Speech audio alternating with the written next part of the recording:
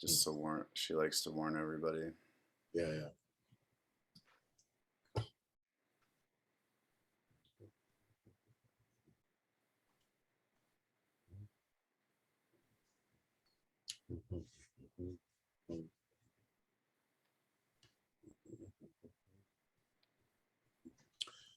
Well, for those of you who are here already, welcome. And I'm glad that you're able to meet us. We're still getting people filtering in, and we don't really want to start ahead of the schedule. I think whenever I'm tempted to do that, I always remember this one time when I think I was in Bangladesh, and I went out to catch the plane and it was gone. I said, "What happened to the plane?" You know, because it was a small airport, so you could see there was no plane, and it should be because And so the guy said, "Oh, he left." I said, "What do you mean he left already?" He said, "Well, his girlfriend wanted to do something, and so he decided to leave early." You know, he said, "What?" It's like, okay. Well, I just thought, well, when is the next plane? Day after tomorrow. Well, I'll just go and hang out at my hotel then. Let me know. But would you call me next time if he's going to leave early? That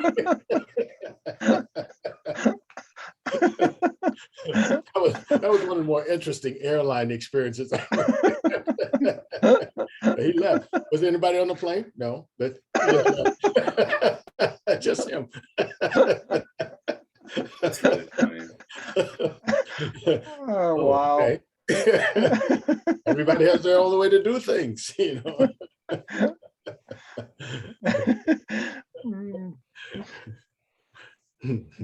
Bye. Well, we're going to get started.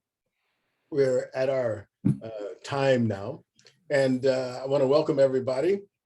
Today we have Kent Myers, who's an author, and we're going to be talking to him. But before we get started, I want to advise you that the book festival, which many of you, I hope, were planning to go to, unfortunately, it was COVID changed. We're not canceled, but changed.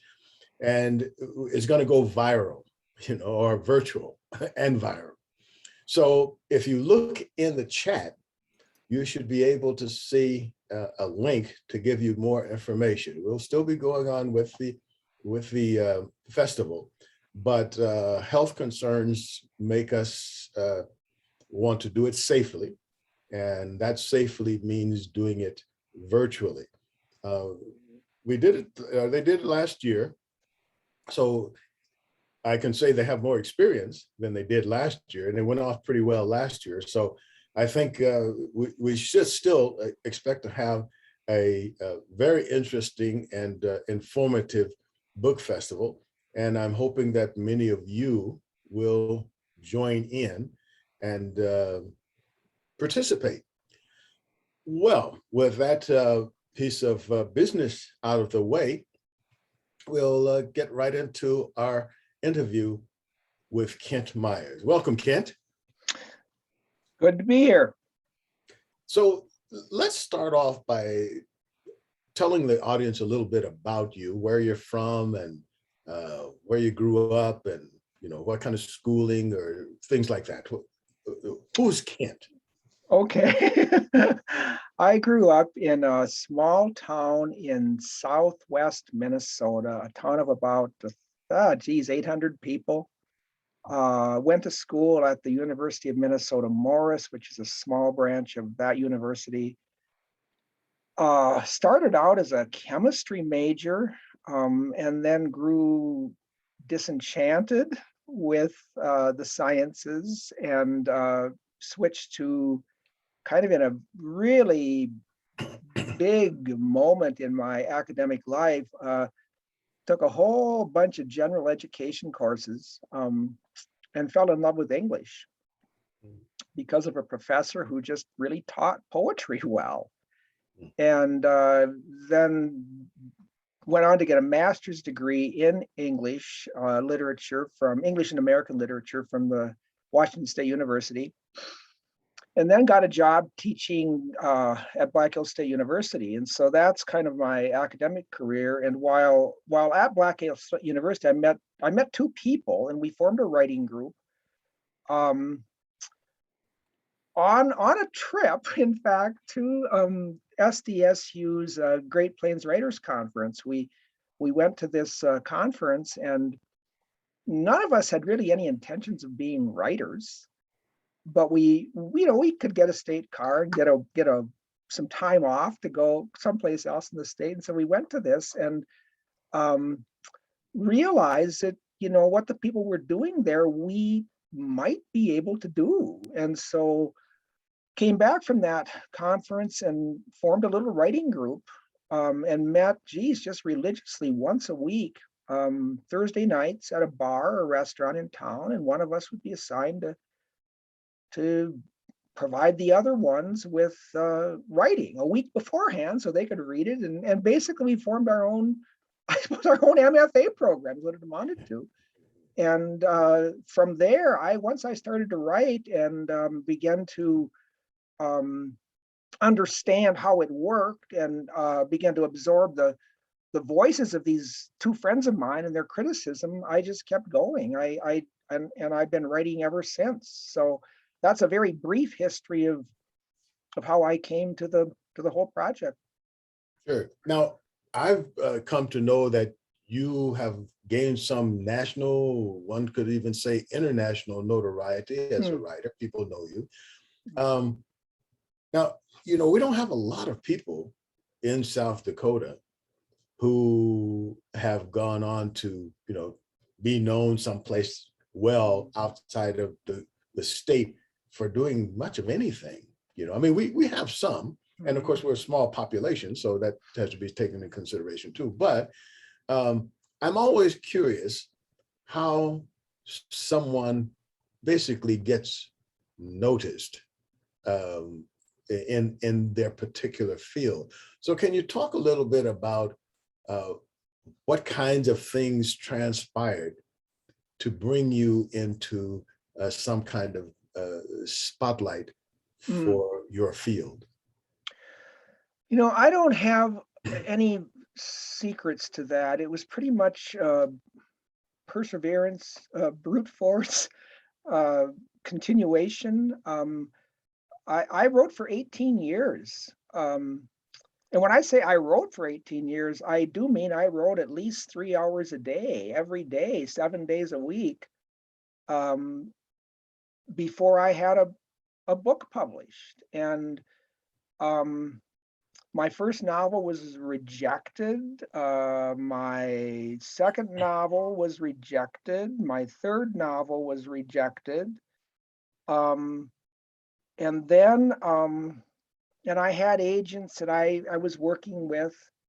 And then, like 18 years after I really got serious about it, I had 3 books, the memoir, Witness to Combines, the book of short stories, Light in the Crossing, and the novel, The River Warren, all accepted within 6 months of each other.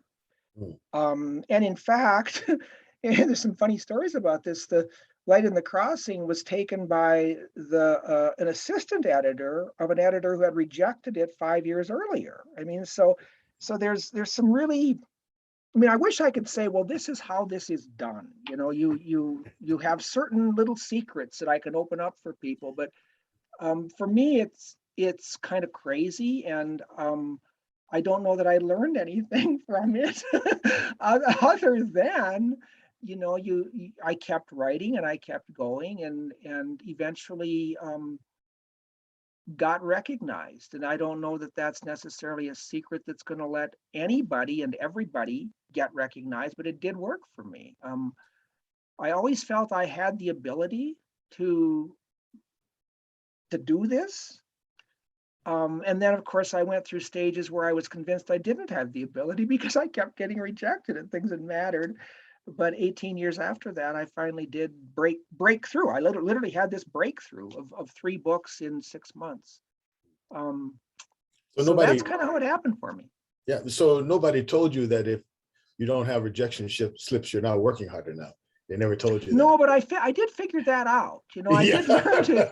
I did learn to regard rejection slips as a sign that I was keeping after it. And I think that's kind of an important little turn that you make when you're Yeah. writing. I think early on rejection slips are a sign of failure. And then as you mature, they become a sign of not success necessarily, but that you are in fact engaged in the game. You're actually doing it. Yeah. And I think that is an important thing. Yeah. That's right. It's like 80% of life is showing up, you know, and Mm-hmm. if you're, Exactly. Yeah. you know, Yeah. it kind of works in the same way with music and lots of other things. It's, you know, mostly perspiration and then a little inspiration. And then there's always this chance meeting or someone who changes position. And the person who rejected it sometimes for a certain reason will accept it later on for the same reason that they rejected it Isn't before. that funny? Yes. It's crazy how Yeah. those kind of things work, you know. It is really funny, yeah. And that's kind of what happened with that, at least with that one book of mine. Yes, yes. Mhm. Yeah. So when you were exploring and writing and getting those rejection slips, can you talk a little bit about how your life changed and how your, you know, like kind of like the daily Mm. things impacted you to form your personality or change who you were, or did it? Oh, absolutely. I think you know, to engage a serious creative enterprise like I did required really conscious decisions made. I made at one point, because I was teaching full time at you know, five classes a semester, mostly freshman composition. So I had maybe 125 students I was dealing with, reading all these papers. And I really don't have the personality to do that poorly. I'm not a teacher who can just say, oh, you know, screw my students, I'll do my own thing. I felt responsible to those students. And in fact, I love teaching. I really loved that. And so I had to really make, I mean, basically I did a decision where I said, what really matters to me in my life that I can't not do in order to write. And I did this very consciously. And I said, you know, my family's first, my teaching and my writing, those three things. And because creative work is not urgent, in other words, it doesn't have an exterior motivation. I put it first. So I said, I will do that first thing in the day and began to just get up at 5 in the morning every morning and write until 9. And then at 9 o'clock, I'd quit. And then, okay, the rest of my life now takes over. But for those 3 to 4 hours, I pretty much had an agreement with my family that they were mine. And the kids would, as much as possible, not bother me. And my wife would, as much as possible, take care of those early morning things. And then at 9 o'clock, I'd be done. And I go back, you know, I go to the rest of my life. I go to my teaching life. So that I think was a really crucial, probably the most crucial decision I made is I'm going to write early in the morning, get it out of the way, because I'm the only one who can make that urgent. Urgency with students will just take care of itself. Urgency with family will take care of itself. Urgency with creative enterprise has got to be self-imposed. And so that was the big decision I made. And it totally reformed my day, as you can understand. Yeah. Yes. And I think one of the operative words here is creativity. And can you talk a little bit about where creativity comes from your vantage point? Well, creativity comes, I think, largely from observation and from work. It comes from really paying attention to the world and really, I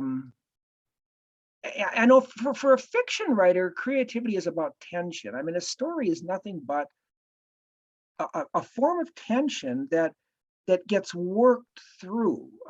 If you just think about your daily life, if you come home to your spouse with a story, that story is always based in some sort of tension. I mean, it may be as simple as the copy machine broke down and you got into a fight with the copy machine. I mean, that's a form of tension, but you come home and you tell that story.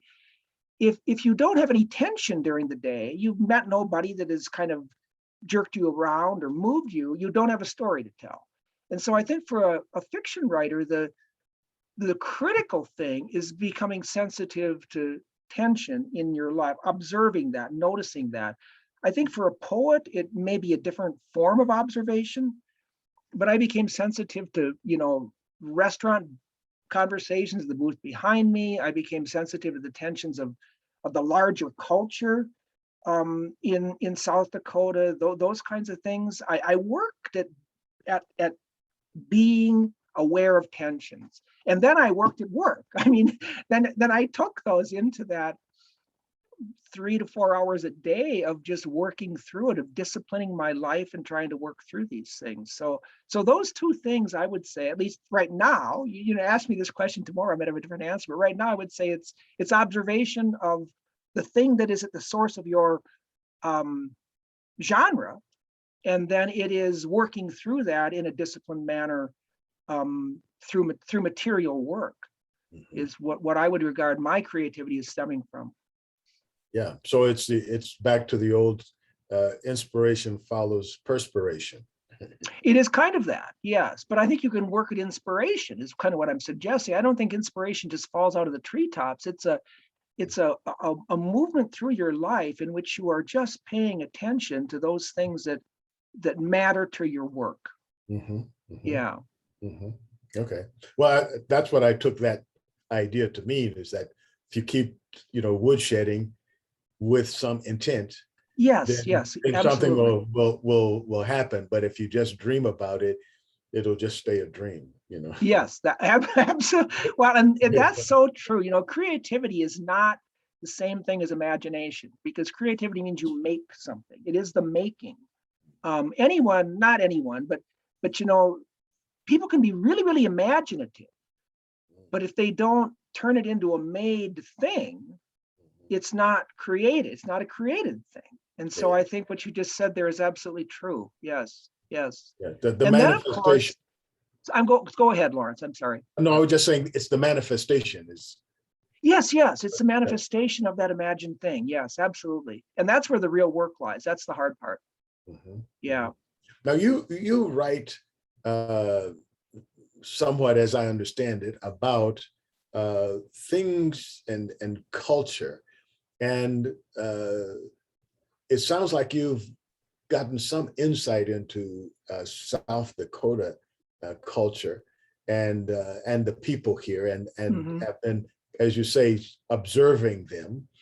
And I wonder if we could impose upon you to share with us some insights into some of the kinds of things that you discovered that were, let's say, impressive enough that you could include them in your writing, whether it's books or other things. Well, this kind of raises this. You mentioned international recognition earlier, and it kind of, I'm going to start with that. When Twisted Tree was taken by this French publisher, and I went over there as part of a book festival, and Oliver Gallmeister, the publisher, said this really interesting thing about the book and about its context, which was that he said, he thinks that kind of book is representative of what makes America, a unique place. And I don't know if this is true or not, but in his view, he said books from cities are all the same. I mean, a book written by a Paris writer, he felt, was pretty much the same as one written by a New Yorker.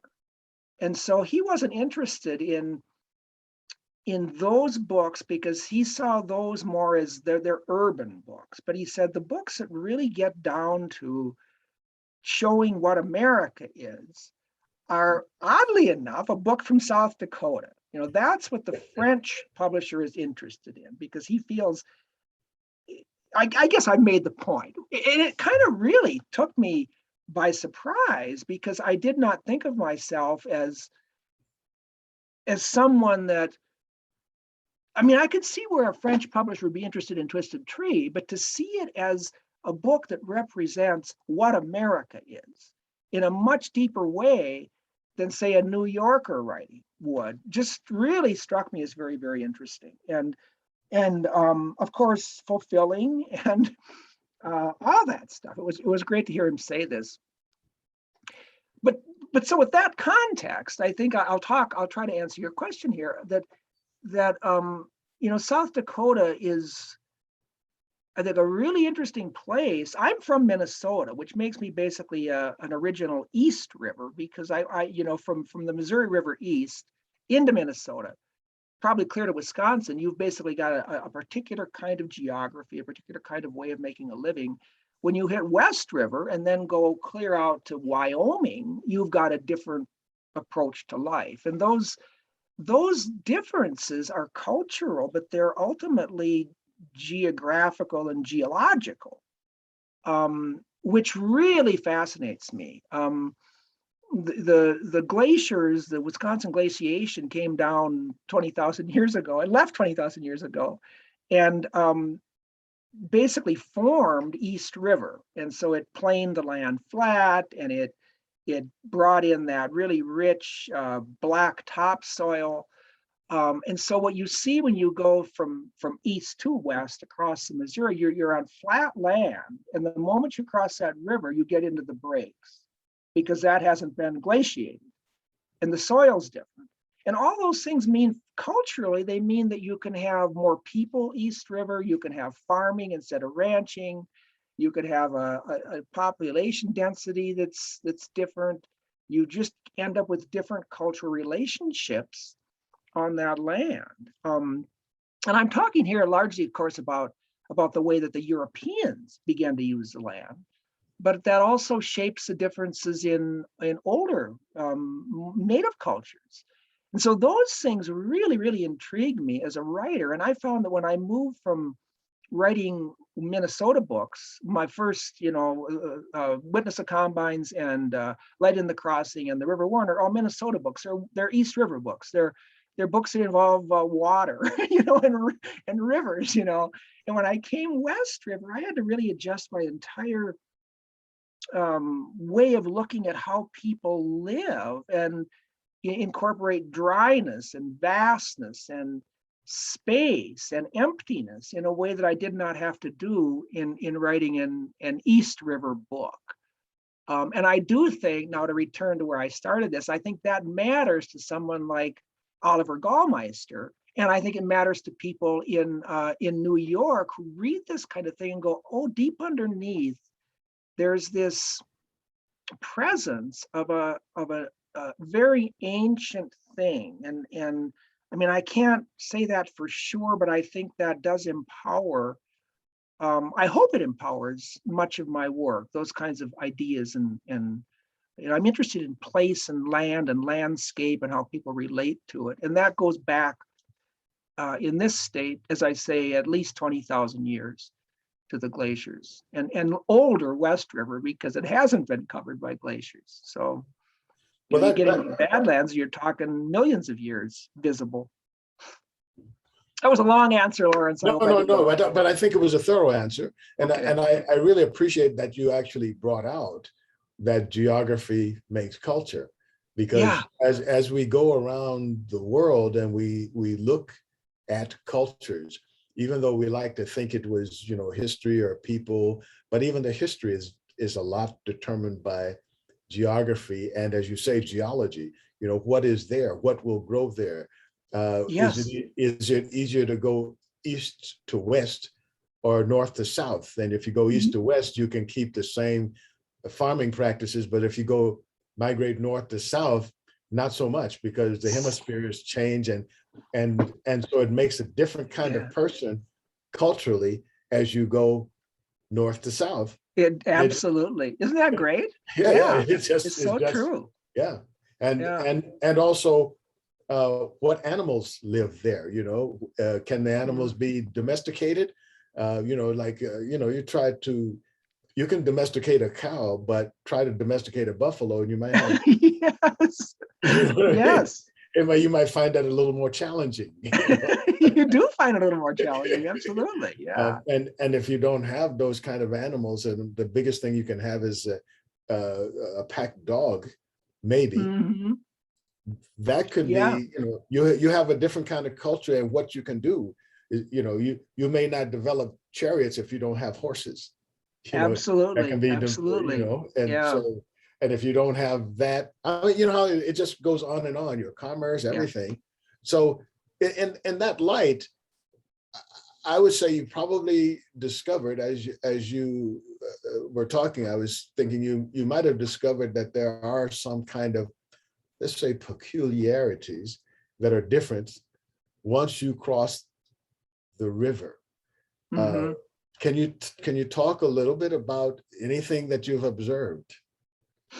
Well, I think I've mentioned a few of those already. I think space changes when you come across the river. Views change. Your point of view changes. Um, um, the Certainly the cultural tension in the state between the native peoples, the Lakota people, and the European immigrants is a stronger presence, I believe, West River than it is East River. Um, and so that became something I really became fascinated with. What is, again, I'm talking like a fiction writer here. What is that? What is that tension, and how does it operate, and how does it shape people? How does it shape their viewpoints? How much are we, or are we not, part of each other's, that tension kind of revolves, and so you think you're on one side of it and you might be on the other side of it. Those questions really fascinated me when I began to work West River, write West River. um, uh, Dialect and dialogue is different, East and West River. Ranchers talk with a very abrupt, I can't even generalize what it is, but I can kind of hear it. It's a more cut, abrupt way of speaking of things.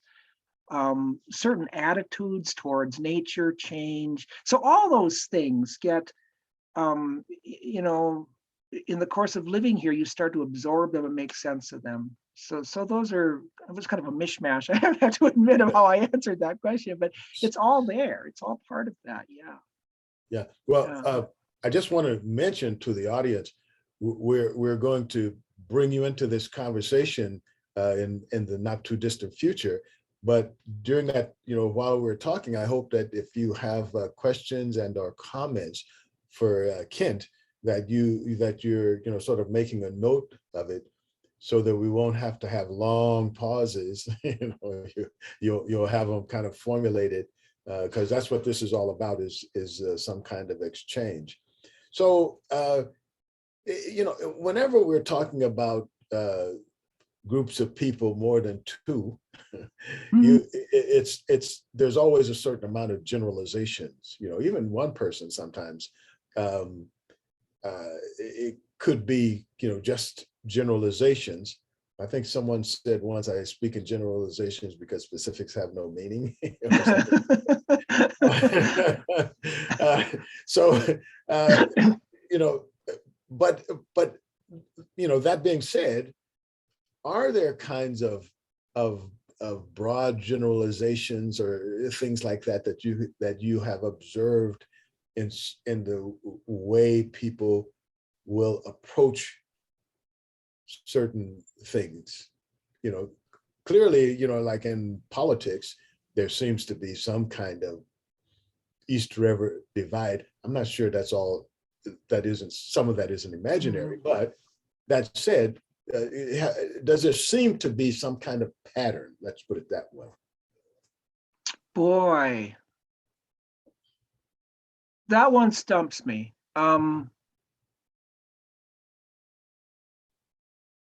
You mean between the way East River people and West River people react to something? Is that what you're asking, Lawrence? React or approach a certain thing. For example, you mentioned the plains versus the mountains. Mm-hmm. So, one can see that, people who, who are in the plains areas, especially when they see trees as the enemy. And Mm. and I lived it for a while in Burkina Faso, and I lived with people who, if they saw a tree, it was just sort of like something in the way. We have to cut that sucker down. Right. So as a Yeah. result, it was a deforested area, and they were running out of firewood. But that's Yeah, another yeah. story. That's another story. But there seems to be something aesthetically different about people who are the plains. For example, you go in the hills, and people except for lumber, people don't like have the idea we need to clear cut that mountainside. Well, they wouldn't be there Right. long if they did that. It would be Right. Right. suffering issues. But I notice in places where the land is really flat, that people tend to be more prone to cutting the trees down. well, and flat and fertile. I Yes, think that, flat. absolutely. I mean, I guess I'm just extending what you're saying here, but certainly when land is flat and fertile, people want to take at least I got to be careful here. At least the European descendants of that particular view see that as you make every single acre. It's that notion of fence line to fence line cultivation, and Mm. but that's again coming back. It's again going back to the glaciers. The glaciers gave this gift of incredibly fertile loess soils to that land, and so to someone who sees land as fertile land as being a way to make a living and a way to money, a way to riches, they're going to want to turn as much as possible of that into production. And so absolutely that's going to be true. At an even, I'm just kind of talking here, but at a deeper level, even in the way you see things. When I was growing up and first was introduced I think of an elementary art class to the notion of perspective, it made complete sense. I mean, immediate, like innate sense to me. Like, oh, of course, that's how you see it. What's so original about this? Of course. And then it took me until I was in my 30s to realize that that's because I was always looking down flat land where the corn rows met at a point. The railroad tracks, I could see to where they met at a point. And so I think that flat land changes the way you see things. And Yes. when you get into a place like the Black Hills, perspective suddenly becomes less innately obvious. And so, I mean, I can't prove, this is just personal experience, but I can't prove that's a generalization I can make, but I certainly know in my own life, the perspective was just innately made sense to me, but I don't think it would have to a child who grew up, say, in Lead. That wouldn't have been nearly as obvious. So those sorts of things I do think are at least interesting to talk about, whether or not they're Yeah, generalizable. we don't know if it's a thing, but we Right. start off by observing patterns, and then Yes. if we're risky, we take some assumptions about the patterns, but then we have to test the assumptions. Yes, At absolutely. Yes. least that's the Yes. way I roll. Mhm. So if we look at, for example, if we take your example of the fertility in Burkina Faso, they were on laterite soil. It was like probably the most infertile soil you could have. Mm. And so, but their attitude and their approach vis-a-vis farming was not so much different than the people in East River, Mm. where Yeah. I live. There, you could see a lot of, if you live in both places, you could see a lot of similarities in their approaches to problems. And they were farmers too. Mm-hmm. They were farmers too. But it was like, it just seemed to me that it wasn't so much that, oh, we got to get this out of the way for farming. there seemed to be a certain aesthetic thing that there wasn't this really appreciation for, wow, these trees are wonderful. You know, they were not what you call tree. In fact, there was resistance to letting the trees grow, you know, until somebody said, hey, you know, you don't have any firewood left. You know? And Yes. then it started to, oh, you know, maybe we should grow some trees because we kind of have to eat sagabo. You know, we have to boil that. We cannot eat sagabo without boiling it. So and maybe that tree is not, okay, we could, how about 2 trees? We compromise. We were saying 1 before, but I'll go another one more, you know, but not more than that. At least that was the impression I got, you know, but, you know, 30 years later, I went back and there were people, you know, there were people who actually got into the forestation thing. I mean, it had become a thing 30 years after I was there. Okay, so that said, are there other kinds of things that you might have observed in just the way that people like talk to each other or interact with each other? Again, I hate to generalize, but my own observations, my own experience are that an interesting thing happens West River between people that is a bit of a paradox. And that is that I think because people are so far apart, you know, they develop this kind of a fierce independence that I can do anything I need to do on my own. But it's then combined with an almost equal fierce neighborliness that if someone does need help, the entire county is suddenly available for help. And I observed this with my own family. I've got a brother who ranches near Draper, and he had a tornado hit his barn one year.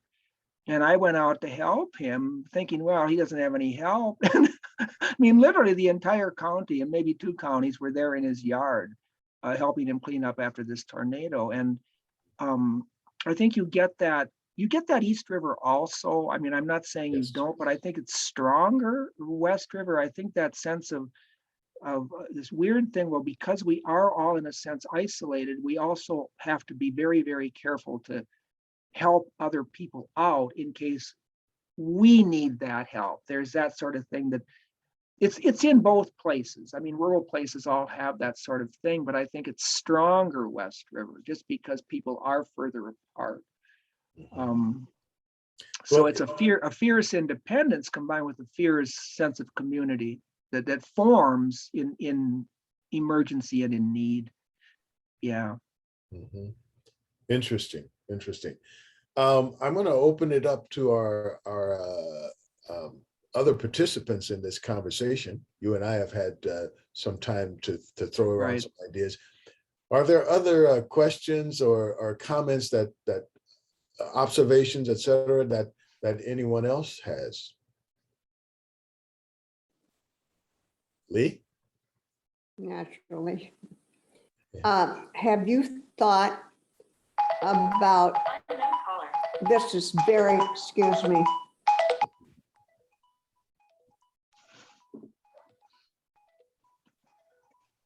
About the effects of the natural environment. And you're saying East River and West River. Do you feel it's more pronounced than it was in the past for several reasons? And how can that be alleviated or made better? And by that, I'm saying, I feel, having grown up in South Dakota in the 50s, and coming back 50, 60 years later, I'd never heard of the term East River and West River. There was never that division in conversation. How that has affected society in how we react to our environment. The differences have become more pronounced than they previously were.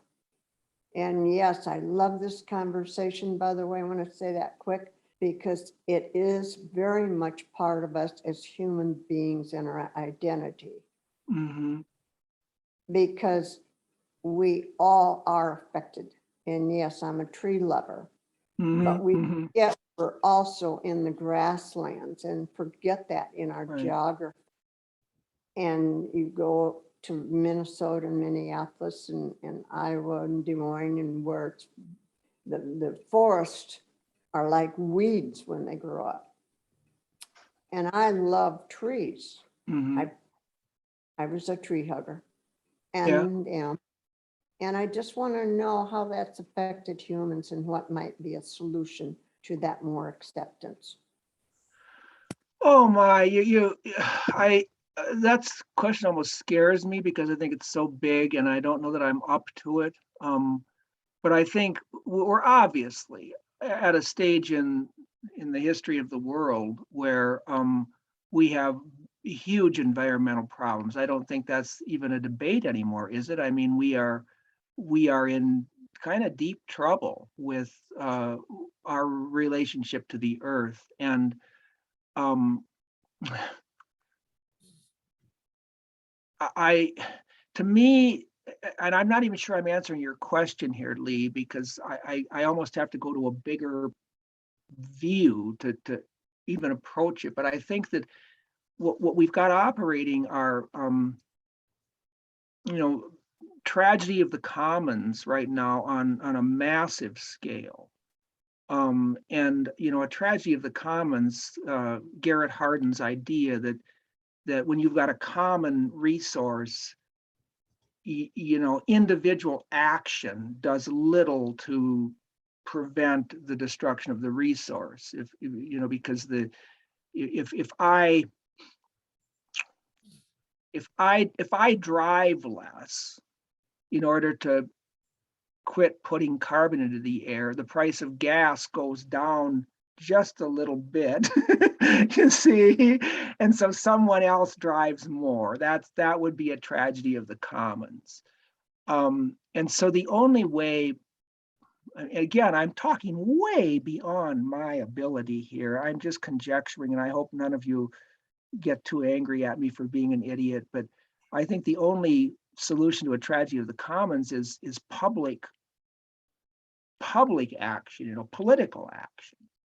And I'm not answering your specific question, Lee, but I think it's such a huge question that I don't know how to answer it except by going to a much larger view of what we're going to need to do in this world, not just in South Dakota, but this means essentially that people in Sioux Falls and Rapid City have to start worrying about the grasslands. They can't say, well, that's the rancher's concern, because it's a common resource. It's a common resource for urban people as well as rural people. And so, or take almost anything that you can't say, well, that individual's got to take care of the problem with herbicides or whatever, because it's a common problem. And so how we're going to find the political will to address those tragedies commonly is something I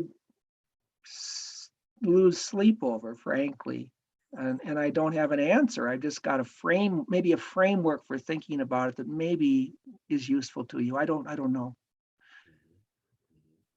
Yeah. Okay. John, Charles, did you have a comment you were going to make? Well, I have a question. Hi, Kent. Hi, Charles. Good to see you again. You too. You mentioned that your early experiences at the Great Plains Writers Conference. Which of those writers especially got your attention or had some influence on you? Funny. I'm going to give you the opposite answer of what you expect here. When I began when I moved into an English degree, I was convinced I couldn't write. I mean, I had so much respect for the writers I was studying that I thought, well, there's no way I can write. I'm just not that good. And so I did not ever, I wasn't going to even try. I never took a creative writing class because I wasn't going to, shame the good name of literature by attempting to do it.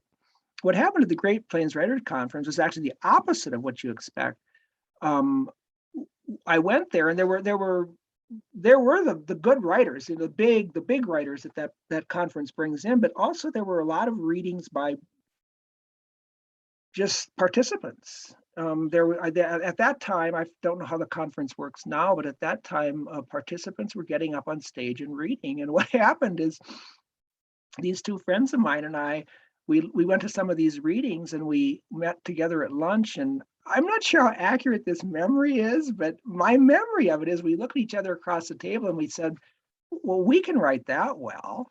It was actually the less accomplished writers that influenced me. These were people who were trying.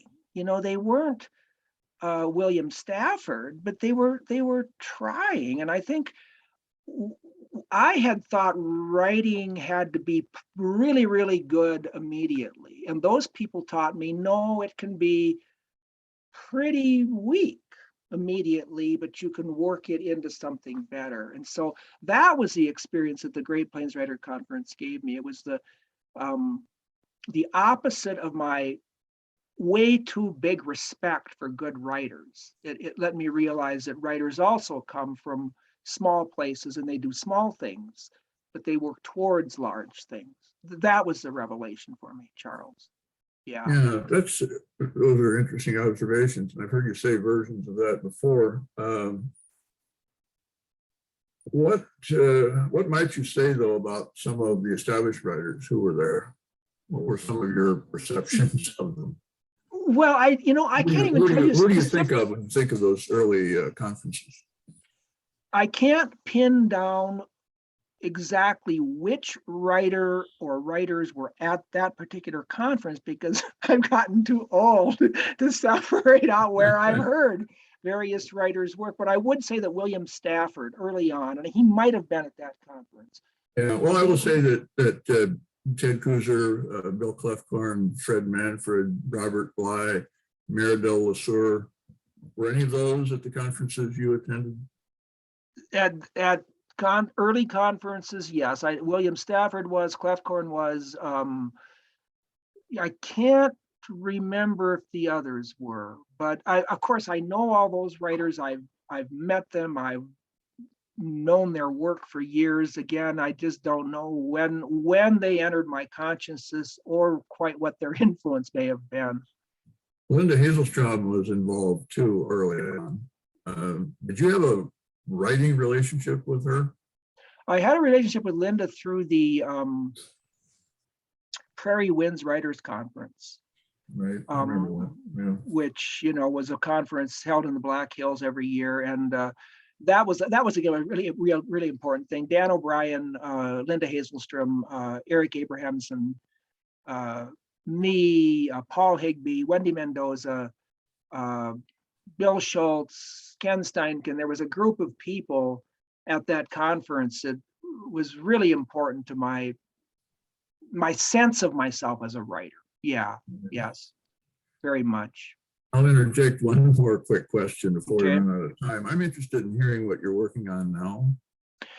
I got sidetracked. I tried to write a book that failed, a novel that failed. And I think that's something that maybe is important to say, that I think that there are myths about creative people and writers that that once you have success as a writer, you're just going to sustain it. That does not seem to be true in my experience. I wrote a book, spent 6 years writing a novel, and it didn't work. It just really, I couldn't get it to work. And it kind of set me back.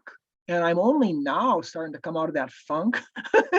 Right now, but I am working on things. I've been working on things since that, but it was 6 years of sidetracking, about another 6 years of coming out of the really the lack of confidence that gave me.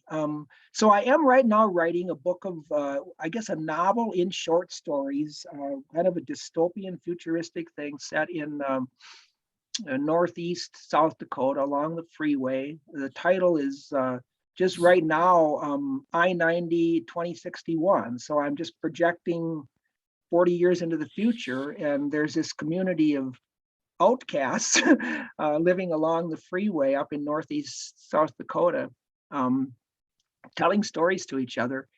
That is coming along. I've got about 150 pages written on that, and I'm really kind of interested in this. And I think that I think I found that writing about the future, is almost a way. I mean, it is a way to talk about the present, and it's kind of.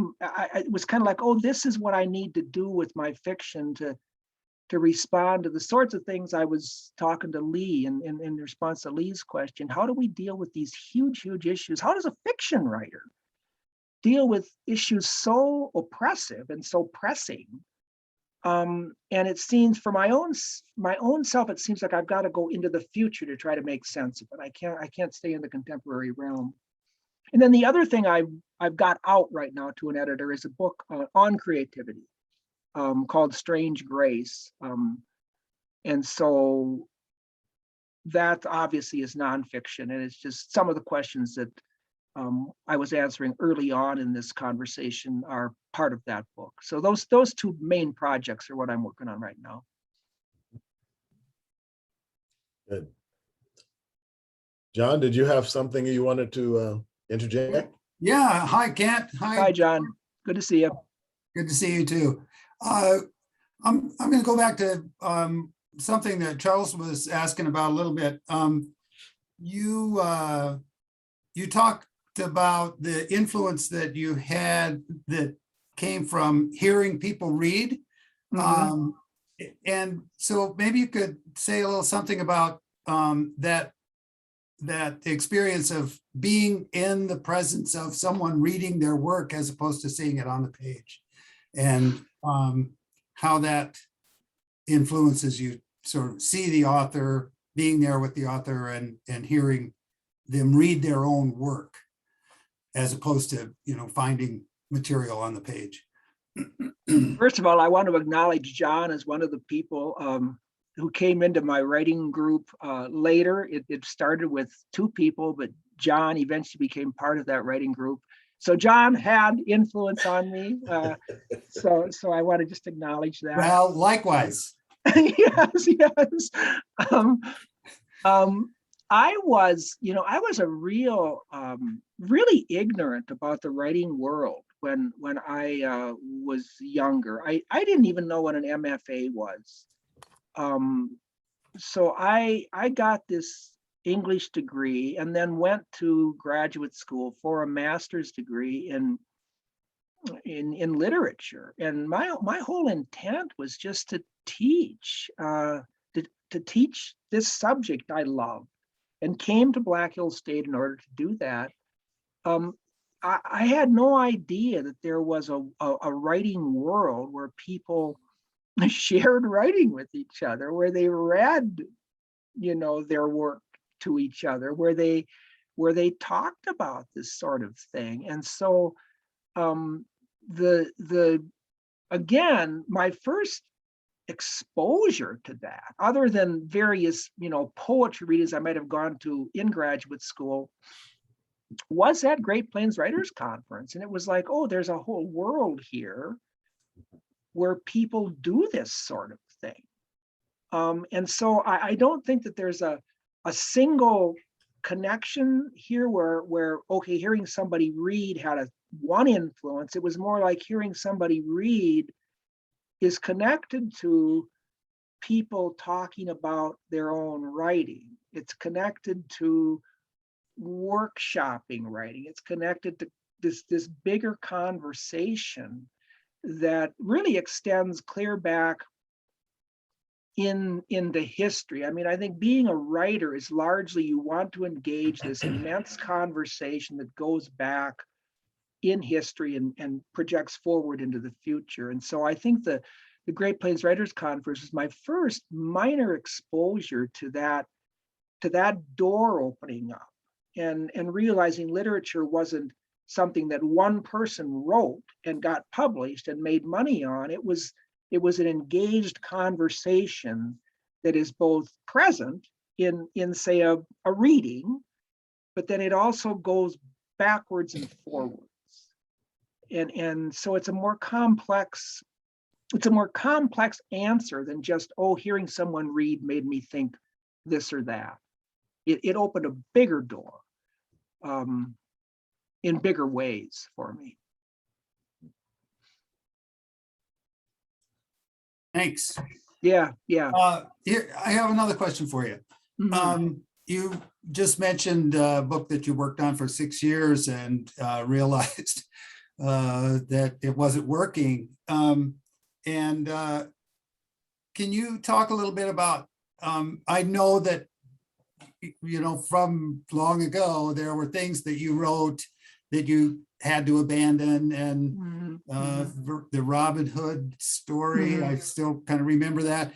And there's stuff that you realize this isn't working and I need to walk away from it. Can you talk about sort of how you do that? How that?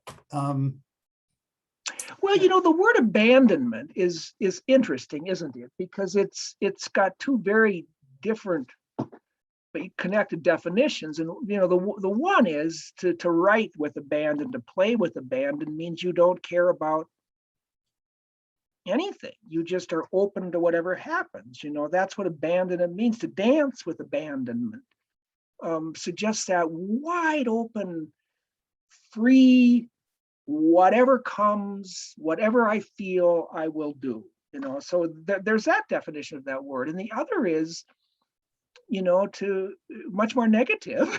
It seems more negative, at least, that is that I will abandon my family, I will abandon my career, I will abandon my life, I will give up on something, I will throw it away.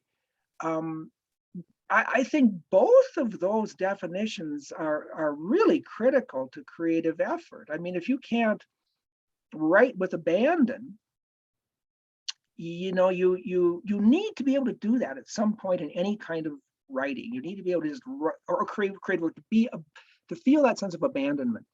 But it is connected to the ability to just say, you know, that there, what I just did, has got to be abandoned, because that also is a freeing thing. When you abandon a piece of work that is not going to work, it means you're now free to do something else. And so I think it's a very difficult thing to do. And I think that, again, I talked a bit ago about myths of creative work that I think are not healthy ones. We have these myths of creative people as being, they always get it right, and they always kind of get it instantly. And there are these they do everything with abandon, and they never abandon a work because it always works. I just don't think the writers I know aren't that way. I mean, every writer I know personally has had moments of success, and then they've gone into a funk, and they've had to quit working on things, and then they've got to find their way back out. And you know, I think it's probably true of anything else. It's anything else in life is this way, right? I mean, Yeah. Our marriages are this way, aren't they? Where it's great, and then it kind of got to work at it, and you know, and so why wouldn't creativity be too? But I just think that abandoning a project can be hard, but it can also be the most freeing thing you do. Like, oh my God, thank God I'm done with that, and I can get on to things. You know, Yeah. you make some very good points, and I think, you know, one of the things that comes to mind is in sports, where, you know, people will say, oh, he's got natural talent. You know, he's been bouncing a basketball since he was 3. Absolutely. That's a natural talent, and that's Absolutely. that he's focused on that thing, and he's gotten elbowed a whole bunch of time before he ever got on even the high school or even the junior high school team. And he was playing with guys that's twice as tall as him. When the basketball was hitting him in the head and he couldn't find it. That's as you say, almost everything that's of any consequences, you go through those cycles of struggle. Well, speaking of struggle, we've struggled pretty much to the end of our hour here. I want to thank you for You are welcome. a very stimulating conversation, and I hope that the conversation will continue. I like to encourage our participants to remember that our book festival is going to be online. It will be virtual. There is a link to it in the chat somewhere up near the top. You can scroll up there, and if you down at the bottom there is a little 3 dots. If you click on that, you can save the chat if you wanted to. So you can save that, but otherwise you can cut and paste that link so that you can get it. But just remember and spread the word that unfortunately the COVIDs didn't agree with us to have it live, so we're doing it virtual where they don't have quite as much influence. So we can still get that done.